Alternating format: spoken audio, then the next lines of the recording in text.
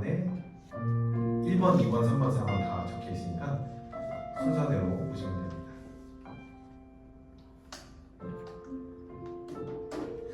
예은이가 1월에 딱 왔나?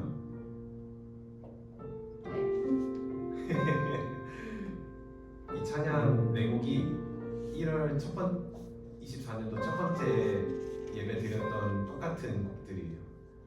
벌써 11개월이 지나간 거예요. 그만큼 시간이 빠르고 이제 지우랑 예은이도 중1 이제 점점 끝나가는데 눈 또 감았다 뜨면 또 이제 중2가 되고 또 한 번 더 감았다 뜨면 중3이 될 겁니다. 이제 1년씩 거듭하다 보면은 생각지 못한 것들도 마주하게 될 거고 공부도 더 많이 하게 될 거고 생각보다 힘들어질 수도 있는데 항상 하나님께서 함께 계시고 가능하면 몇 주마다 이렇게 모여서 언니 오빠들하고 이야기도 나누면서 함께 공동체로 예배 드렸으면 좋겠습니다. 이 시간 다 같이 나는 주님을 찬양하리라 찬양 드리겠습니다.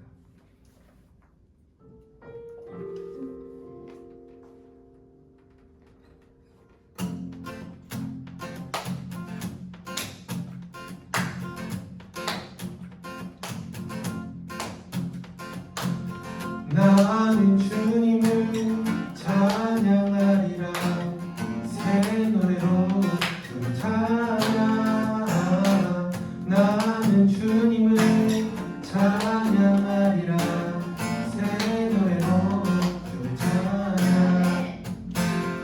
나는 주님을 찬양하리라 새 노래로 주를 찬양 나는 주님을 찬양하리라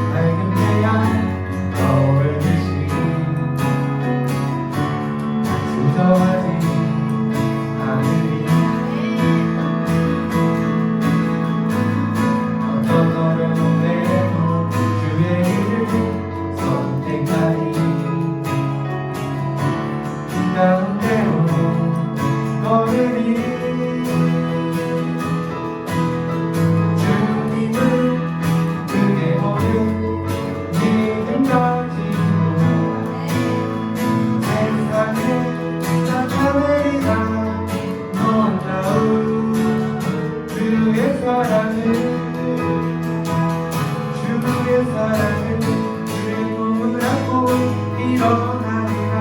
선한 능력으로 일어나리라.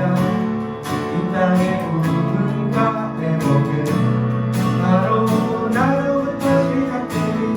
주의 꿈을 안고 일어나리라. 선한 능력으로 일어나리라. 이 땅의 부흥과 회복은 바로 주의 꿈을 안고 일어나리라. 선한 능력으로 일어나리라.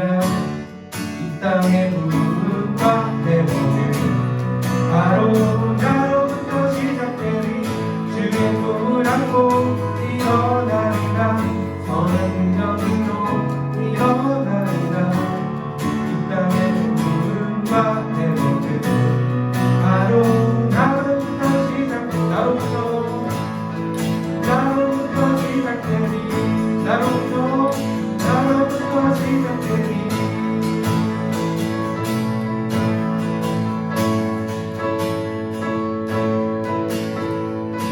주님 우리 통해 계획하시니 부족한 입술로 찬양하게 하시니. 주님 우리 통해 계획하시니 너를 통해 하시니.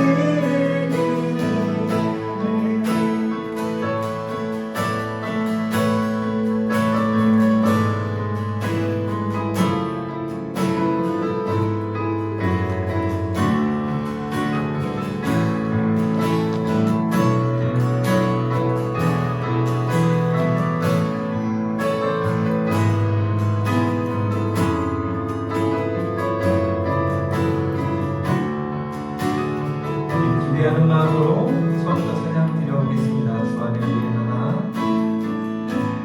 주 안에 우리가 거슬린 날라오 예수님 방금만 바라네. 사랑과 성행으로 서로를 격려해 앞으로 모든 원하니. 주님 우리 안에 함께 하시니 형제자매들 기쁨과 슬픔 그들의 내 안에 있는 주님 모습 보니 그분 기뻐하시네.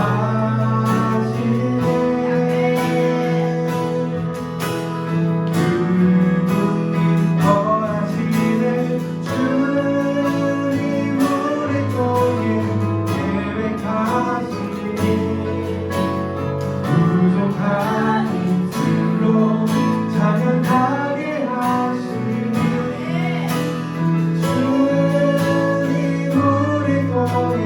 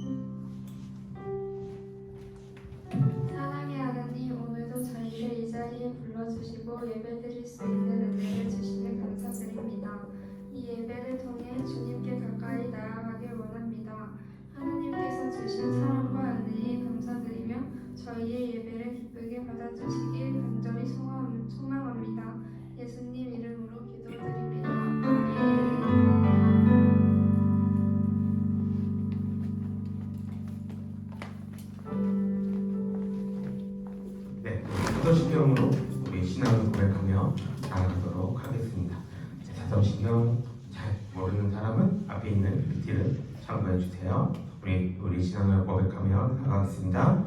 전능하사 천지를 만드신 하나님 아버지를 내가 믿사오며 그 외아들 우리 주 예수 그리스도를 믿사오니 이는 성령으로 잉태하사 동정녀 마에게 나시고 본디오 빌라도에게 고난을 받사 십자가에 못 박혀 죽으시고 장사한 지 4일 만에 죽은 자 가운데서 다시 살아나시며 하늘을 우사 전능하신 하나님 우편에 앉아 계시다가 저희로서 산자와 죽은 자를 심판하러 오시리라.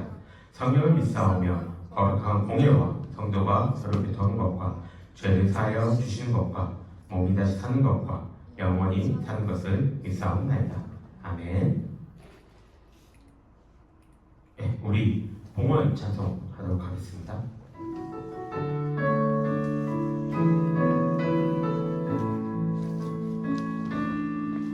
내가 누려왔던 모든 것들이 내가 지나왔던 모든 시간이 내가 걸어왔던 모든 순간이 당연한 건 아니라 은혜였어. 내가 누려왔던 모든 것들이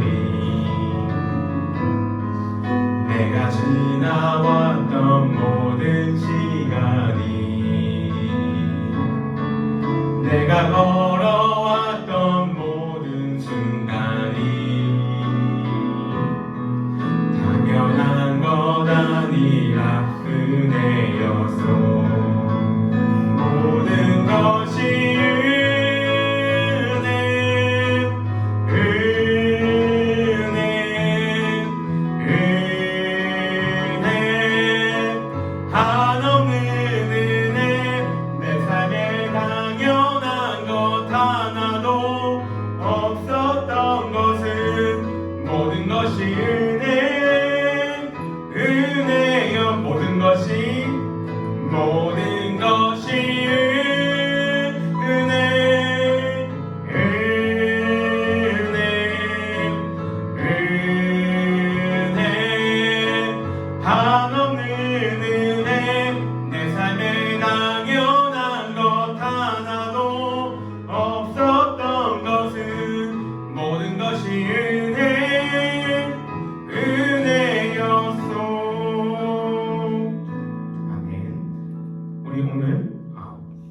봉헌기도 드리도록 하겠습니다.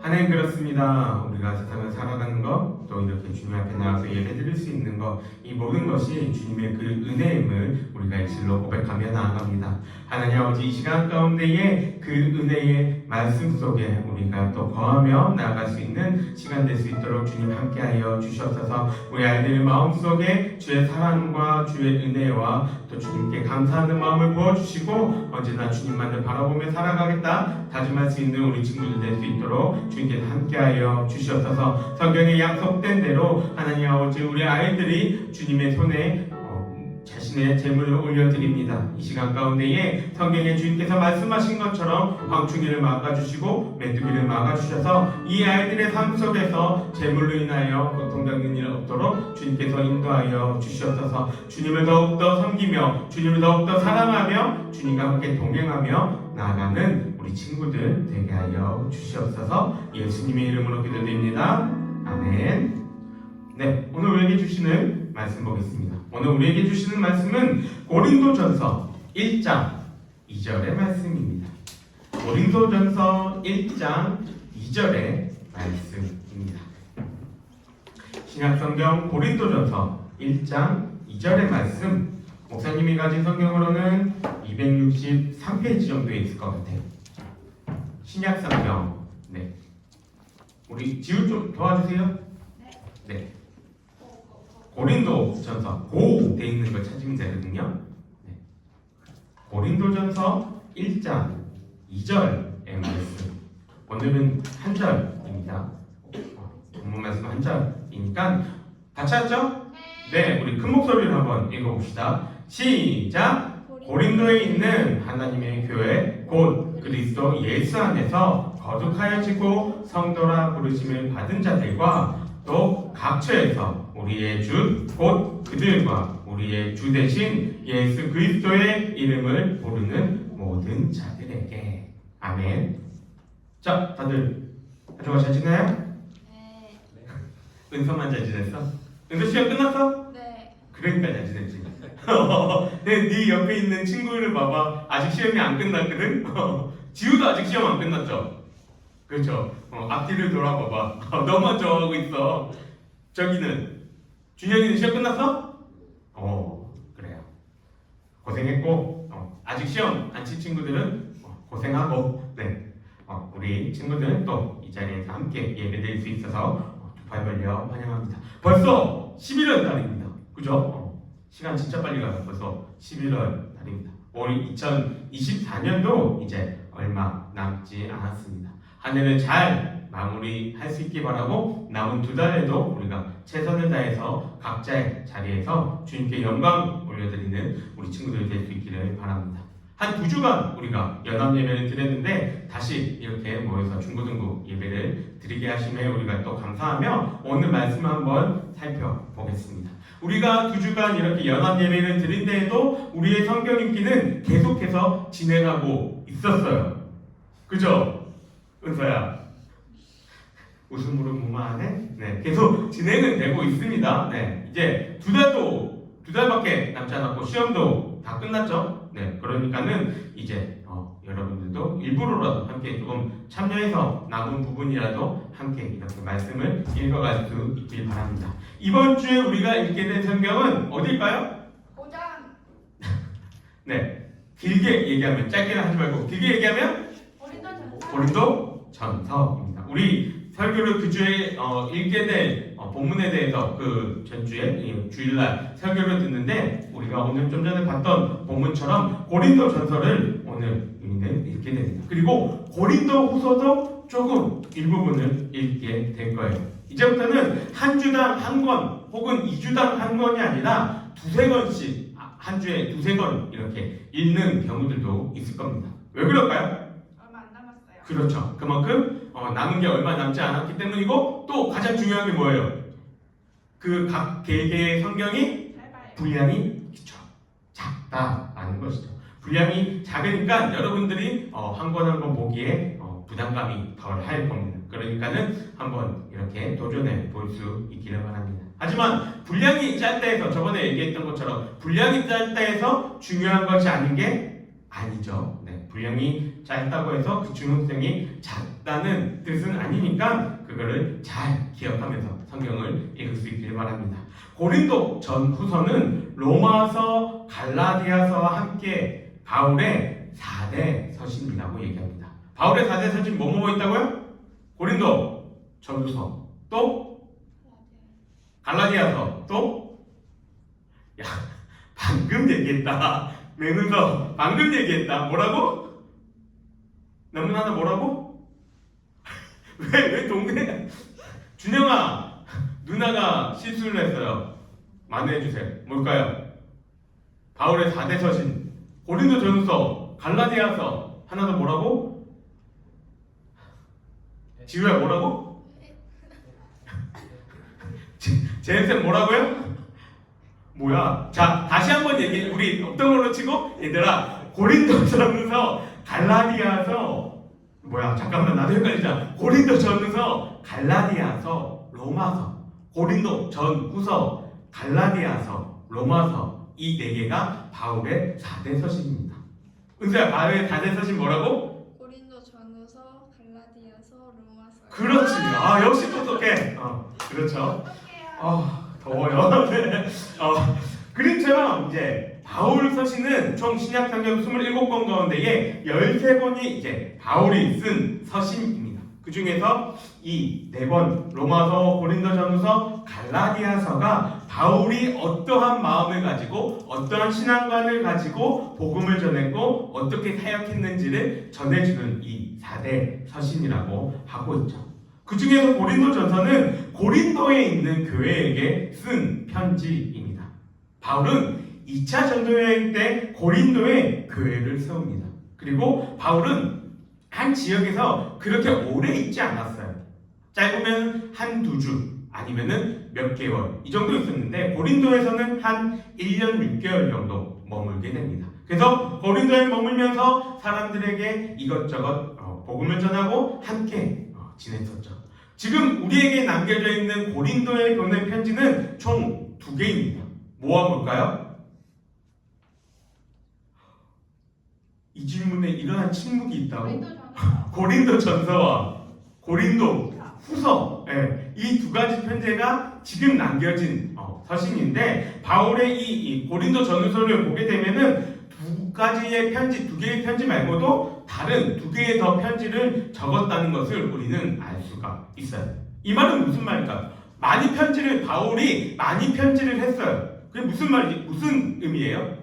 바울의 마음속에 이 고린도 교회에 대한 애틋한 마음이 있었다는 것을 증거합니다. 여러분도 나중에 부모가 되면 이제 느끼겠지만 자녀들이 이렇게 여럿이 있으면 어디에 관심이 많이 갈까요? 물론 이 원론적이고 가장 베스트한 것은 자녀가 1명이 있든 2명이 있든 3명이 있든 10명이 있든 다 동등하게 관심을 가져주는 것이 가장 베스트하죠. 그런데 우리는 그렇게 할 수 있나요?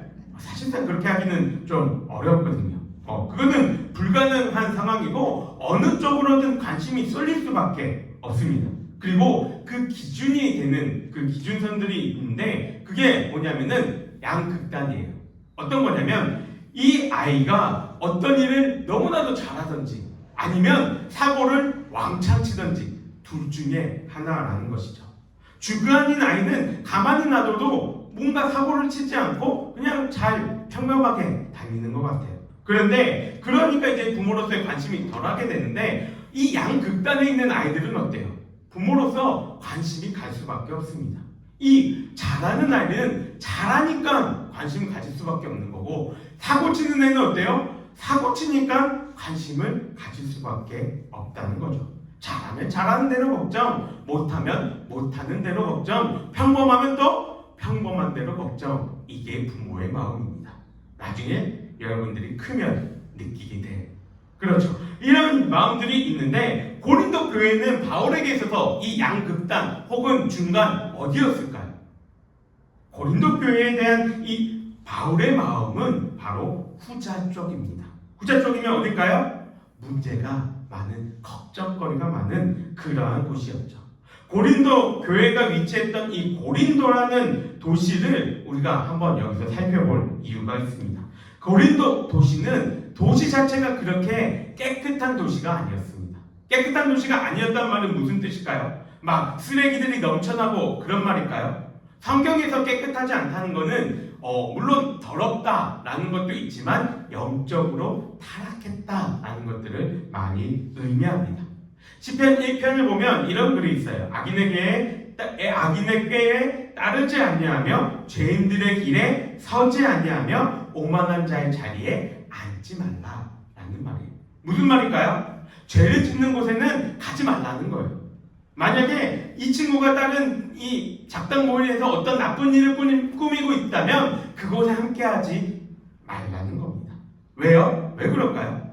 그곳에 함께하면은 내가 하기 싫어도 물들 수 있거든요. 우린 연약합니다. 나도 그리고 우리 선생님들도 나는 하나님의 말씀대로 잘 살 수 있습니다. 언제나 말씀 지키며 살아갑니다. 라고 얘기하지만 죄된 그 상황 속에서 우리가 던져졌을 때 우리는 어느 순간 나도 모르게 그 죄 속에 물들 수 있다는 겁니다. 죄는 유혹을 언제나 우리를 집어삼키려고 노력합니다. 그러니까 그 집어삼키려고 하고 있는 그 죄 가운데서 나는 이겨낼 수 있어 라고 싸우는 것도 물론 중요하지만 내가 연약한 사람임을 깨닫고 우리는 그 길에서 벗어날 수도 있어야 하는 것이죠. 근데 고린도 교회는 그렇게 하지 못했습니다. 우리 고린도 교회가 어디 있는지 지도를 한번 볼게요. 고린도 교회를 보면 여기가 지중해고 여기가 에게해라고 적혀져 있습니다. 여기가 이탈리아 쪽, 그쪽이죠. 이탈리아 그 지역인데 고린도는 여기에 위치해 있습니다. 여기에 위치해져 있고 그 있는 이 땅을 뭐라고 얘기해요? 펠레폰네소스 반도라고 이야기합니다. 우리 친구들, 자, 맹은서 언니 제일 학년이 높잖아요. 반도가 무슨 뜻입니까? 우리나라 한반도 얘기하잖아요. 반도 무슨 뜻이에요? 다 바다로 둘러싸여. 다 바다로 있는 거예요? 몰라요. 아니죠.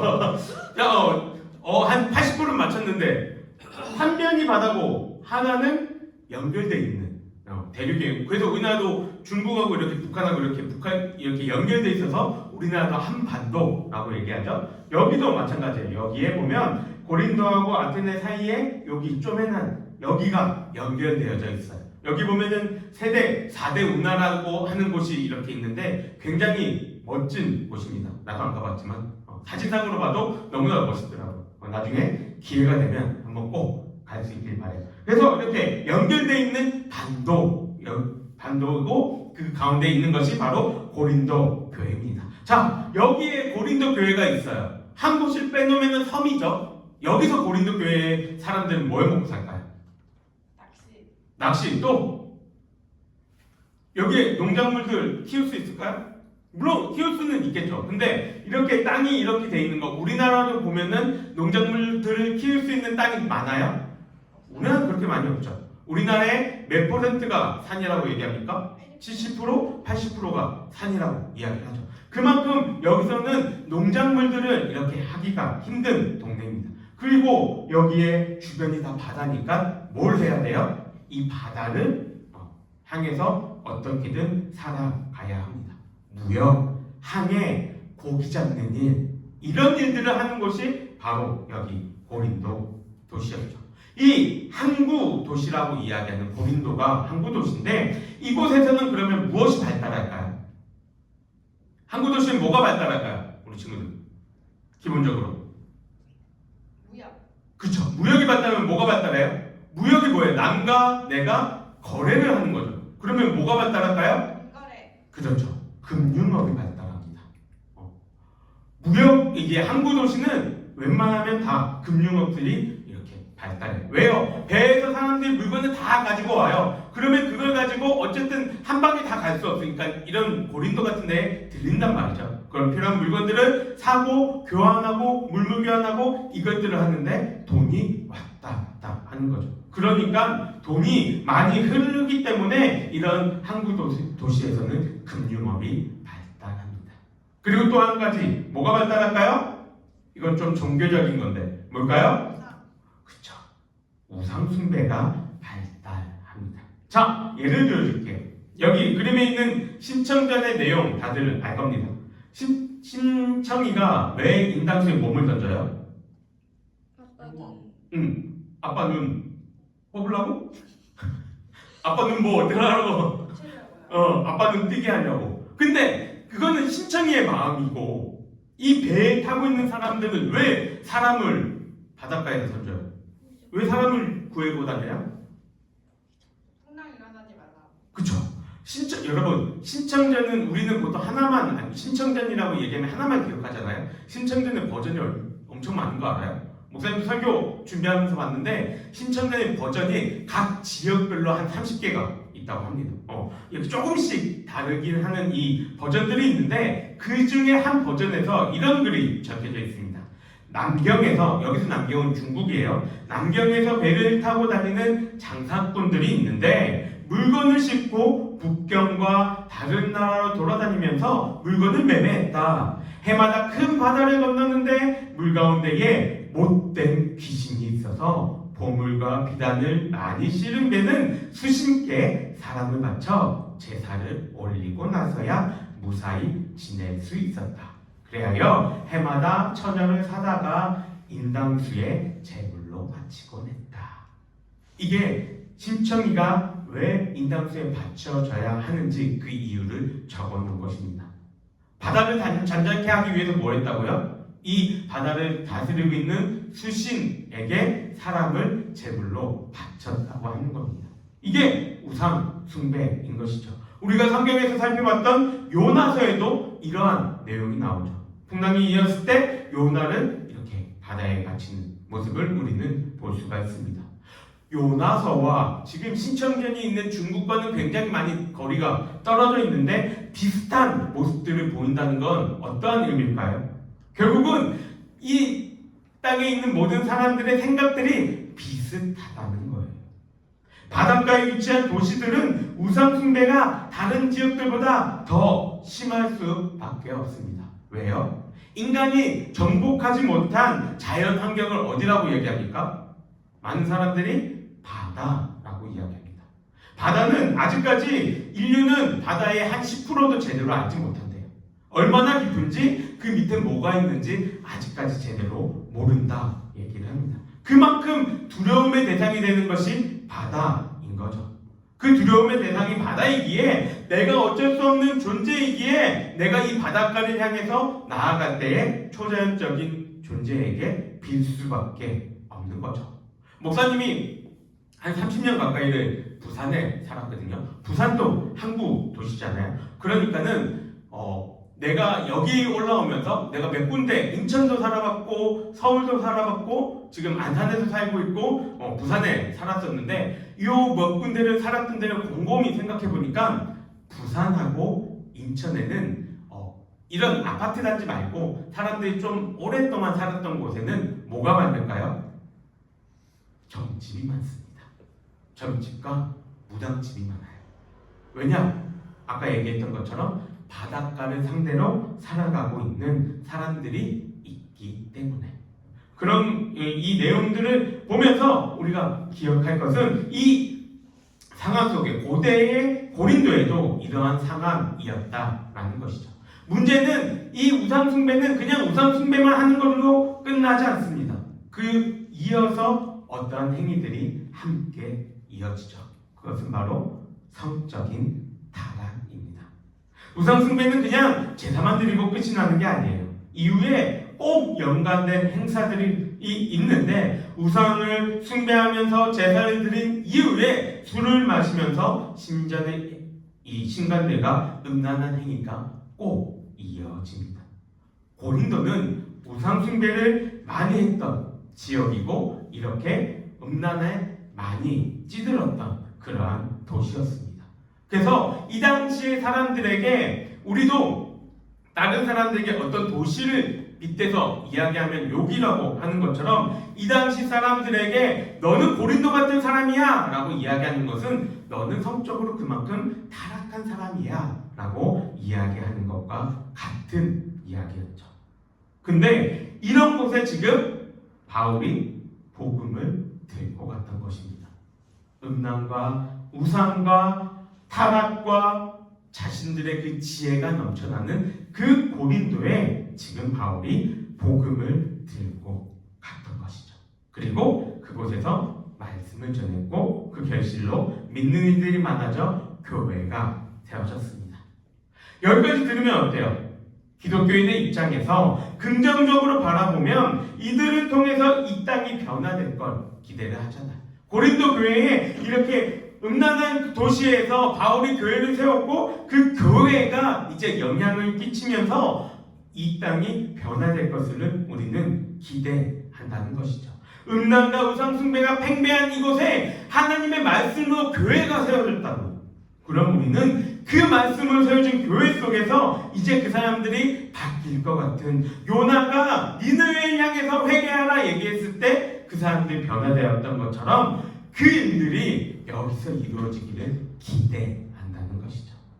그런데 왜 바울은 고린도 교회에 편지를 4번이나 보냈을까요? 너희가 행하고 있는 일들이 엄청나고 잘한 일들이야. 너희들 대단해. 칭찬하려고 적었을까요? 물론 칭찬은 중요하죠. 그런데 고린도전서와 이 고린도후서는 칭찬으로 적은 글이 아닙니다. 고린도전서는 로마서와 함께 바울이 적은 서신 중에서 상당히 긴 분량을 가지고 있기로 유명합니다. 분량이 많다는 건 뭐 말이에요? 할 말이 많다는 거죠. 여러분 부모님이 잘했을 때, 칭찬할 때 말이 많나요? 잘못했을 때 말이 많나요? 말이 없으세요? 관심이 없으세요? 잘못했을 때 말이 많아지게 돼. 잔소리가 당연히 많을 수밖에 없다는 겁니다. 잘하지 못했을 때 이러한 일들이 일어나죠. 고린도전서도 마찬가지예요. 고린도 교회가 잘하지 못했기에 바울이 이런 편지를 적고 있습니다. 고린도전서를 보면은 알겠지만 이 고린도 교회는 우리가 교회라 부르기에 민망할 만큼 그러한 많은 문제들이 있던 교회였습니다. 어떤 것들이 있었냐면 교회 안에서 편을 가르고 싸웁니다. 너는 아볼로파, 나는 바울파, 얘는 베드로파. 서로 편을 갈라가면서 막말하고 싸우고 있어요. 성도들 간에 문제가 생겼는데 사랑과 배려와 이해로서 해결하는 것이 아니라 세상에 나가서 법적으로 해결하려고 합니다.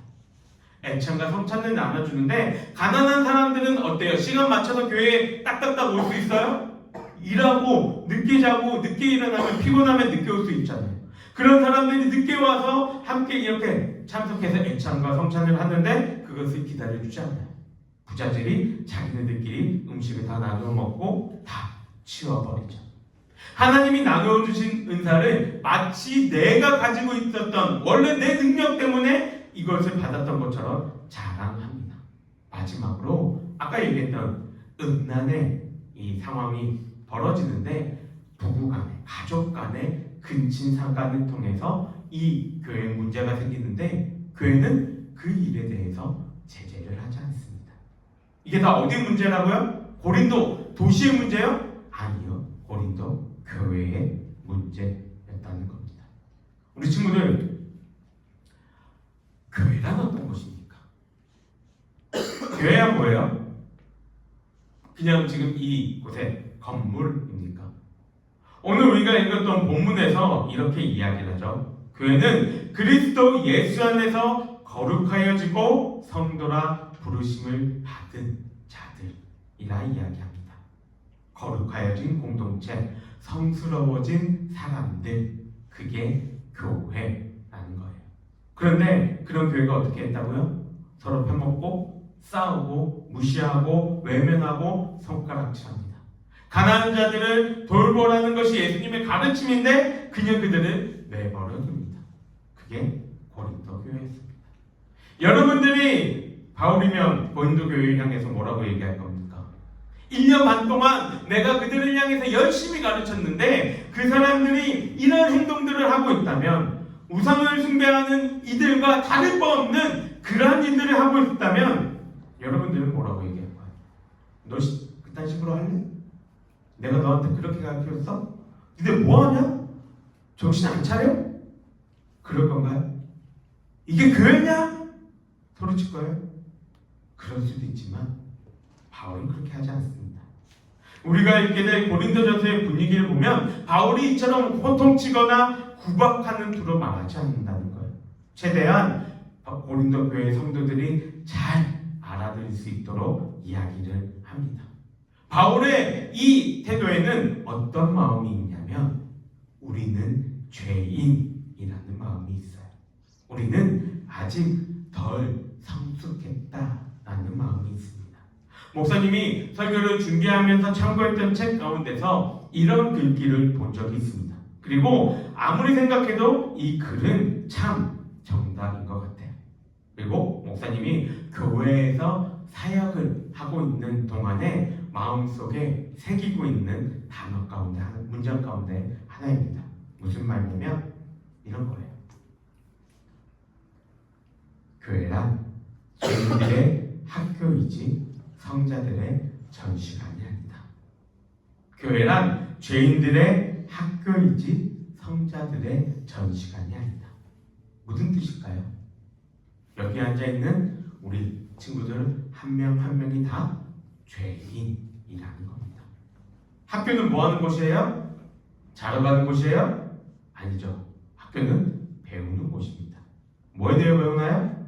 내가 이 땅에서 어떻게 살아갈 것인지 그런 것들을 배우는 곳이 학교이죠.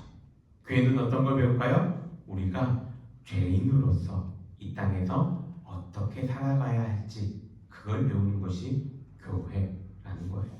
그러니 교회 속에서는 이 사람이 잘못할 수도 있고 이 사람이 실수할 수도 있고 이 사람이 넘어질 수도 있다는 겁니다. 연약한 모습을 보일 수도 있다는 거예요.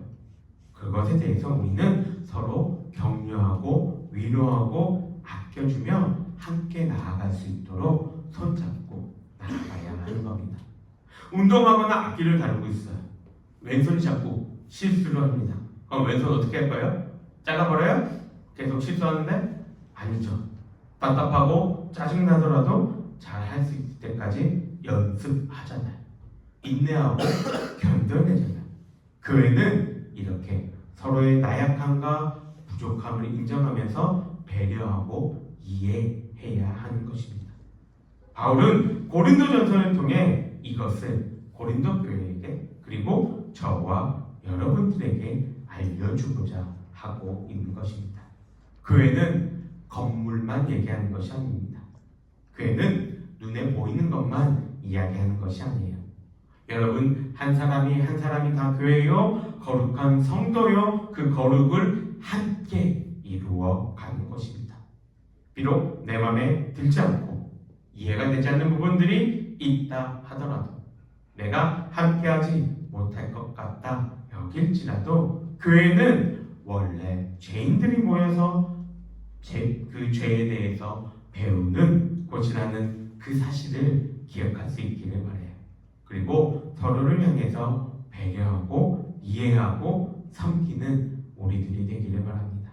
그래서 세상은 더 이상 배려도 이해도 섬김도 없는 것으로 향해 가지만 교회 속에서는 이 사랑의 모습들이 넘쳐 흘러가서 역시 교회에는 아직도 사랑이 있구나, 역시 교회에는 아직도 배려와 섬김이 있구나, 이런 것들을 전하며 살아갈 수 있는 우리 친구들이 될 수 있기를 주님의 이름으로 간절히 바랍니다. 우리 함께 기도하겠습니다. 하나님 아버지 감사합니다. 오늘 고린도전서의 말씀을 통해서 교회가 어떤 곳인지에 대해서 생각해 봅니다. 물론 고린도 교회가 문제가 많이 있었고 참으로 나약하고 연약한 곳이었지만 바울은 그들을 향해서 질책하고 그들의 죄를 들추며 이야기하기보다는 그들을 위로하고 권면하며 함께 주님을 사랑하며 살아가자 이야기를 합니다.